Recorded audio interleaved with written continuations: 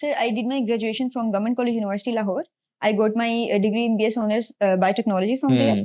And after that, I started pursuing my CSS journey. मेरे written में 707 marks हैं और मेरा जो इंटरव्यू का स्कोर था वो 145 था। मेरे ऑप्शनल सब्जेक्ट्स जो थे वो थे political science, European history, philosophy, zoology और पंजाबी। उसमें पहली बात तो ये है कि मुझे उन लोगों की okay, I might be wrong, हो सकता है वो ठीक हो मैं गलत हूँ, लेकिन मुझे समझ नहीं आती जो ये कहते हैं कि 3 महीने में हमने तैयारी करी। वेरी इम्पॉसिबल, क्योंकि देखिए इससे आप उन लोगों को डिस्करेज कर रहे हैं जिन बच्चों को ज्यादा टाइम लग रहा है, और बहुत सारे बच्चों को ज्यादा टाइम चाहिए होता है, ठीक है।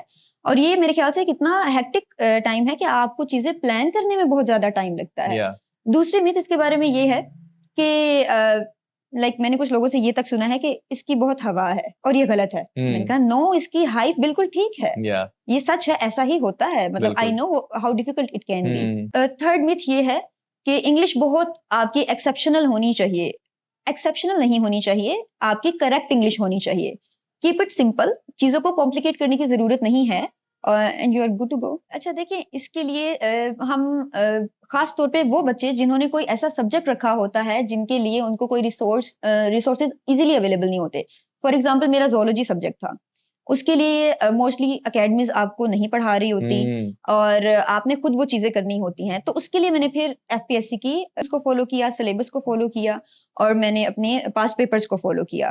ये बहुत अच्छी चीजें हैं जो आपको सिक्योर रखती हैं, टू द पॉइंट रखती हैं और डाइवर्ट नहीं होने देती। CSS written part particularly, it doesn't require you to keep reading and keep depending on the news entirely.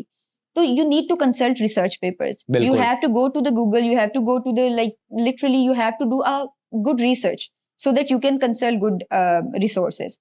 मेरी रिटन और इंटरव्यू की प्रेपरेशन बिल्कुल डिफरेंट थी। ठीक है। रिटन में मेरी ये 0 डिपेंडेंस थी चैट जीपीटी पे, लेकिन इंटरव्यू पे मेरी तकरीबन 70% डिपेंडेंस थी चैट जीपीटी पे। बिकॉज हमारे पास नोट्स बनाने का टाइम कम होता है और हमने बहुत ज्यादा सिलेबस कवर करना होता है, हर चीज पढ़नी होती है, हर चीज पढ़नी। देखिए आप एक भी चीज छोड़ दें या टीचर्स के एडवाइस को अगर आप इग्नोर कर दें, जैसे मैंने अभी सर के क्वेश्चन की बात की, अगर मैं इग्नोर कर देती, मैं एक इंटायर सेक्शन स्किप कर देती अपने फाइनल इंटरव्यू का, मेरा ग्रुप बदल जाता, शायद मैं नॉन एलोकेटेड रह जाती। Exactly sir, I hold huge regard for the people जो खुद सेल्फ स्टडी करके यहाँ तक पहुंचते हैं या कोई भी ग्रुप सिक्योर करते हैं। लेकिन मुझे लगता है कि आपको एक अच्छे ग्रुप के लिए और एक अच्छी एज पर, अच्छे टाइम पर एक अच्छे ग्रुप के लिए अदारा बहुत जरूरी होता है। बिल्कुल। वो आपकी डायरेक्शन को ठीक रखता है, आपको डेविएट नहीं होने देता। आप जैसे आपने कहा ये एक रिटन एग्जाम है, ठीक है ना, आपको रिटन प्रैक्टिस करनी है, इवेलुएशन करवानी है। अगर आप इवेलुएट नहीं करवाओगे तो आप अपने आप को सिक्योर नहीं कर सकते, आप डिफरेंस नहीं क्रिएट कर सकते। वही बात है कि या तो आपको आपकी एलोकेशन नहीं होगी या फिर अच्छी एलोकेशन नहीं होगी।